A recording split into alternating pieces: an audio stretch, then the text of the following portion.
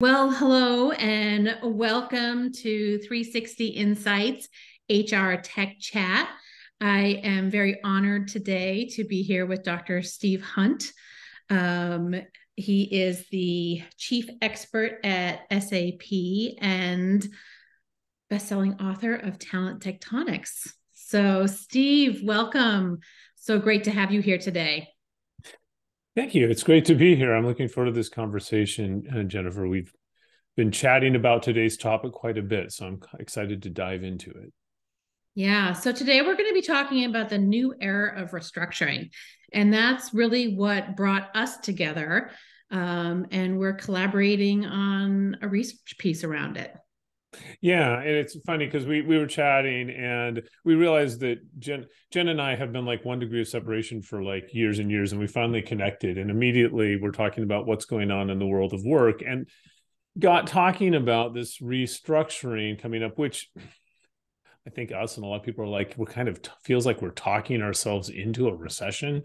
But let's not delve onto that side, but delve onto the side more. We were saying of what have we learned about restructuring in the past, but also there are tools. The last time we went through a major phase of economic restructuring was like 15 years ago, 2007, 2008, Yeah. 14 years ago. We probably both remember it. Yes, yeah, you don't well, like, that's a good thing. You don't forget these things. It is a traumatic life event. Even if you are not directly affected by it, people you know are affected by it. So you do remember it. And that's kind of, we were looking at this saying, well, what do we know about this psychologically, but also, which I could go on in great length and hopefully we've learned something of that. But the other one we really got into, and Jim, I'm so excited about this conversation, is there's tools available technologically that we didn't have 15 years ago. So let's hope we approach this next one in a different way than we did in the past. Yeah, and I think that's why I'm so excited to collaborate with you is to bring in the psychology, to bring in the technology and create experiences that are more humane. Yeah, absolutely. And one of the things too, is the 2007 ones were brutal, but like one of the things, like, I got to hold it up, my book by obligation. Here it is. When I wrote Talent Tectonics, one of the things that I focused on, which talks about the shifting nature of work, and actually has a whole chapter that talks about restructuring, because it's a reality in companies, even not in economic terms. There's different times you have to do it when you grow, when you build. But one of the things I talk about in Talent Tectonics also is how work has changed. And I will say one thing on restructuring is why 2007 was painful. If you looked at the restructurings that happened the previous decades, were unbelievably brutal. Like, this is a true story. I worked with a company where they brought all the employees into like the big cafeteria break room. They separated them into groups, and like and they had some stand on one side and some stand on the other. And the one that stood on one side, they had them all walk out into the parking lot. That's crazy. I mean, it was just And to I think protect we the company. probably could all go on with a story about restructuring from the 90s and early 2000s where Yeah. it was just done so poorly. And Anyone who says I was work, an HR manager at that time. I was doing these things and it was hard for us too. oh yeah, no, HR was put in the terrible thing because they had to execute strategies that were created by people who don't actually, I think, even work with people, like, that but I always kind of joke, anyone who tells you work was better like 30 years ago didn't work 30 years ago. It's No, no. it's not where it should be, but it's a lot better than it used to be. Well, let's dive into it, Jen. So we've talked about like restructuring. First of all, people throw this phrase restructuring around. Is what do we mean by restructuring? Yeah, I think we've talked about three different types, right?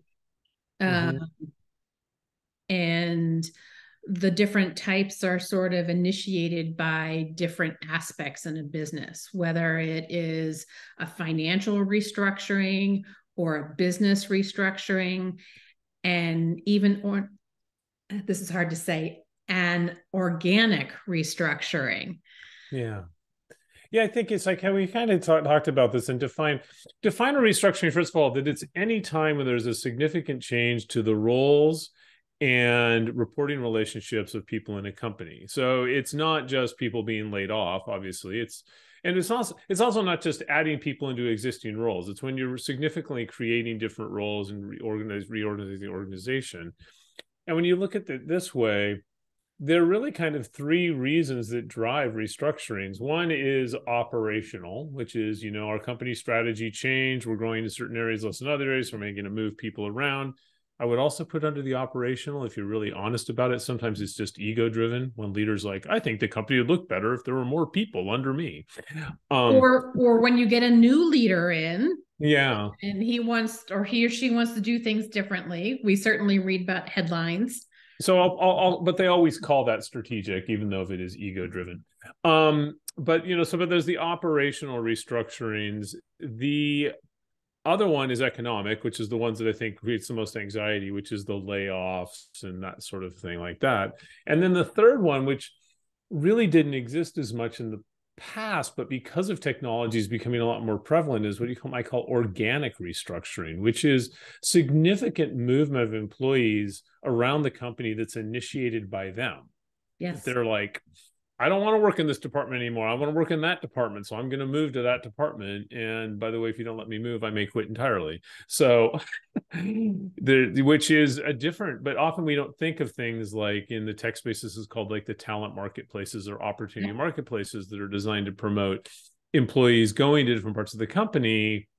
That is a restructuring, and it has a lot of the issues and problems of restructurings, even if people don't call it a restructuring. So we kind of dive into each of these. So where do you want to start? Do you want to just talk through each of these types, or do we want to dive into how technology is changing it? How do you want to approach it? I think it would be interesting because the technology is what's new for this current economic situation.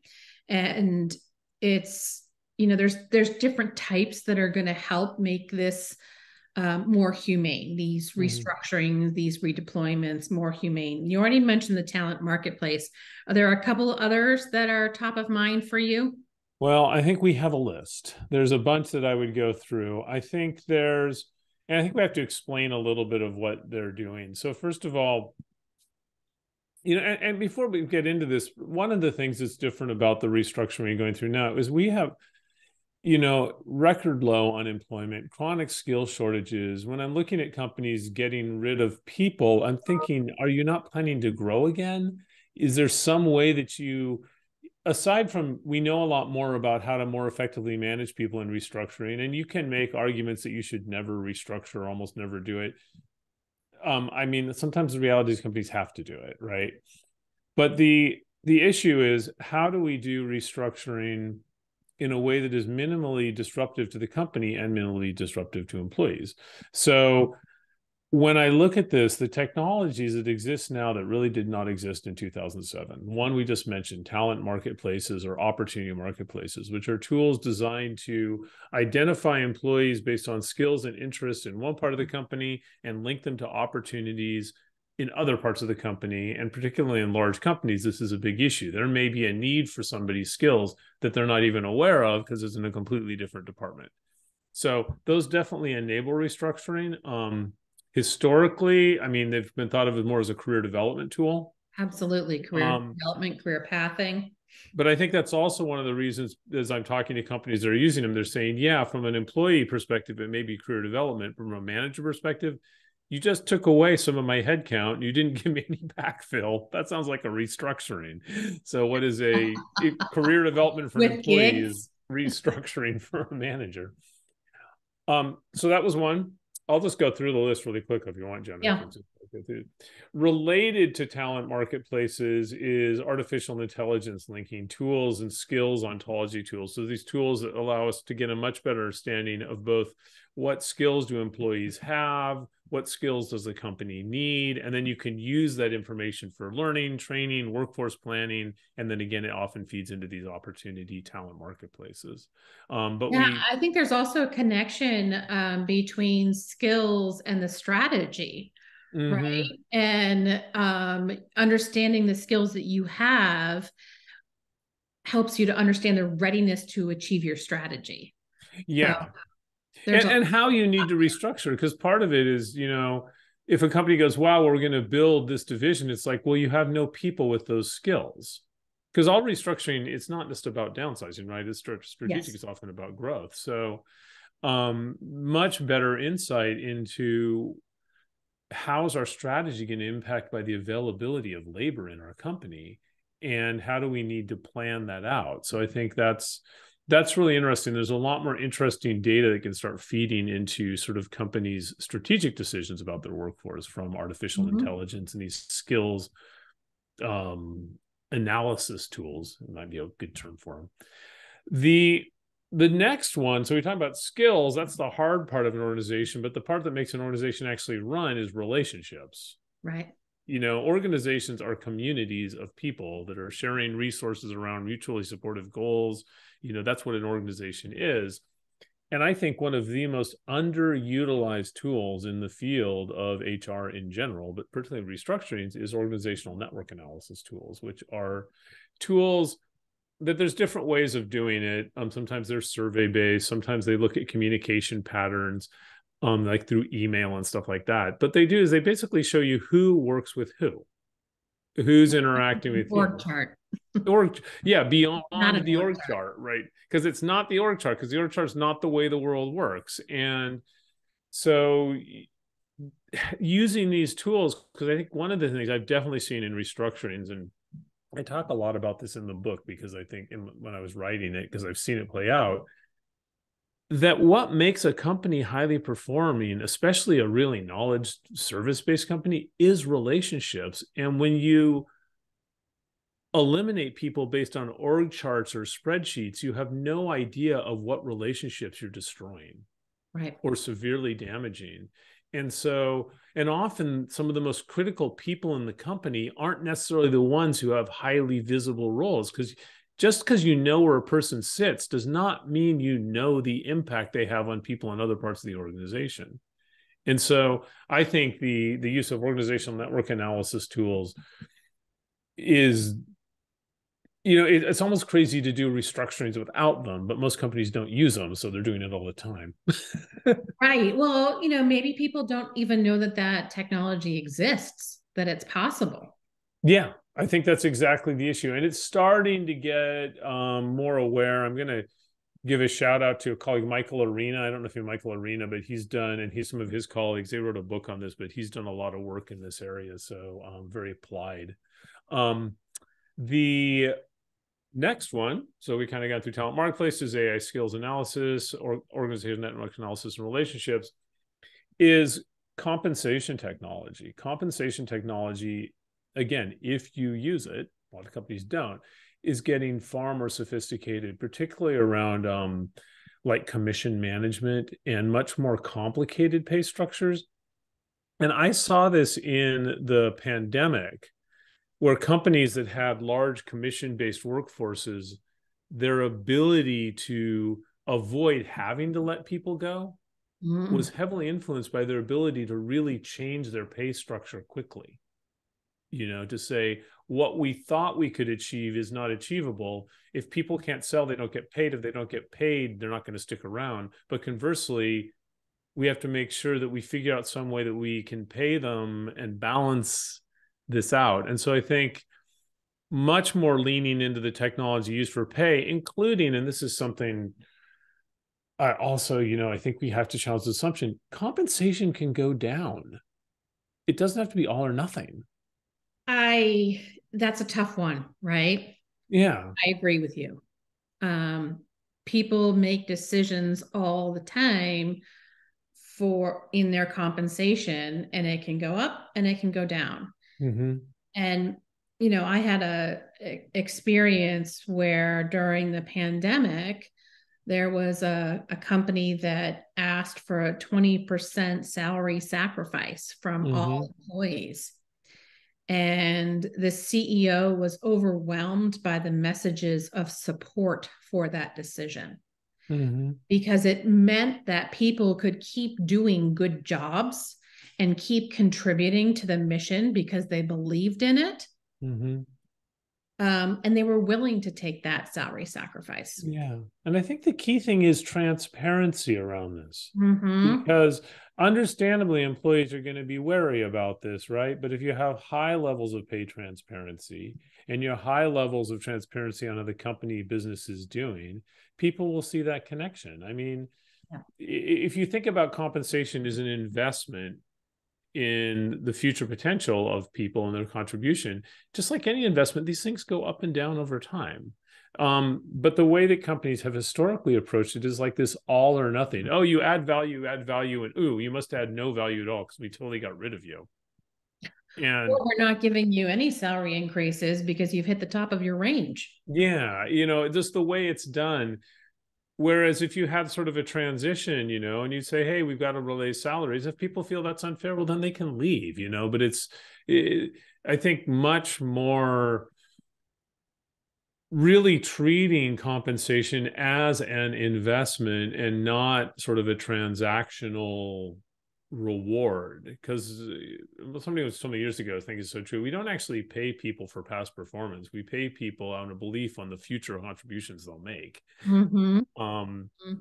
Unless it's a highly transactional job, usually it's a different way of thinking about it. So I think really leaning into what compensation technology can do now but not just technology, to really rethink that relationship with pay. And people often say this, it's like, I mean, first of all, money's a huge motivator at work. I hate that people say money is not what motivates people. It's like, yeah, try not paying them. You'll find out how motivating money is. But it's not the only thing that motivates people. Exactly. And so Really I think if we just had a more transparency, candid conversation around it, I think that we could avoid a lot of the traumatic restructurings. Yeah. And that transparency comes with the alignment to how am I contributing to the most critical objectives of the organization? Mm-hmm. Which, yeah, we could do a whole nother conversation on pay transparency. I mean, basically, if we're totally candid, the only reason companies are not transparent as pay is because they cannot or do not want to explain the differences in pay. The research is pretty clear on this, that this idea that employees don't want, pay transparency. Yes, they do. If you're withholding information from people, you're withholding it because it gives you more power, or it takes away power that you don't want to give them. That's why we withhold information. It's not just, oh yeah, sometimes it's privacy and sensitivity. I don't buy that when it comes to pay, personally. It's complicated. And like you said, we could probably do a whole nother podcast on that.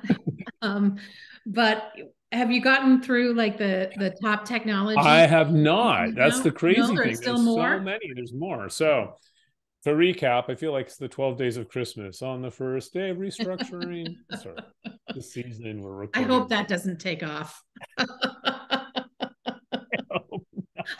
First day of so it's the first talent marketplaces, AI skills and analytics, organizational network relationship analytics, what's called sales performance management, compensation, whatever, but tools to more effectively manage compensation, be more transparent about it.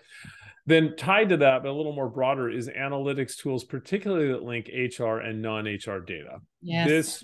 We were talking about that the real value of employees is not measured in HR technology, because HR technology measures like people's skills and their engagement and their retention, but companies don't pay people to have them be engaged and not quit.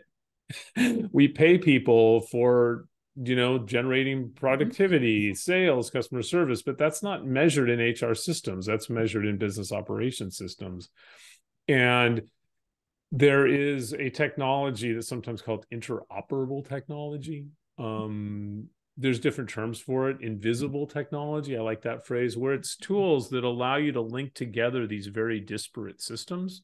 This is where cloud technology is really helping, because often the way companies track things like financial results or operational results or customer service, it's a very different structure, very different systems than the ones that are used to track employee data, costs, engagement. And now we're getting technology that's linking these things together. And if you think about restructuring, that's when you really need it. What would be the implication on the business operation of the company if you eliminated these 5 people? Somebody said, what is the cost of not hiring somebody? Right. Right. And to calculate that, we really need to link this. And this is just starting to happen. But to me, actually, when it comes to restructuring in HR in general, that linking of HR and non-HR data, it's like the holy grail of human resources. It's truly linking business to people. Whew, sure is. And it is the holy grail. And I think, as I listen to what you've shared around technology, HR technology now is so much more than automating process. Yeah. Absolutely. And there are two more. I haven't even gone through. This is Not even crazy. for the list. We're Okay. preparing this. It really is. It's not the 12 days of technology. It's the 7 days of the week. As I'm looking at this, the next two is contracting technology for managing employee contracts and contracting employees out. And Jen, when we were starting this, I shared with you a fascinating article I read where a company, when faced with an economic downturn, rather than laying off its employees, what they did is they outsourced their employees to another company, kind of the way like professional services companies do this all the time. If you think what a professional services company does is it pays somebody's salary, but their salary is actually paid off of consulting fees because they lend the people on. And it's like, well, you could apply that concept in any company, and there's really, contracting technology that is coming to place. You could almost, it's a little bit like that talent marketplace technology, but across organizations. Yep. Where you're like, hey, we have a downturn, but here's somebody who has skills. We will continue to pay their salary and their benefits, but they'll work for you for 6 months. And we actually saw this done in the pandemic at an industry level. Yes. Some really interesting work where companies in the hospitality industry help their employees get jobs in the grocery industry. Now, the problem they ran into is a lot of those employees never came back.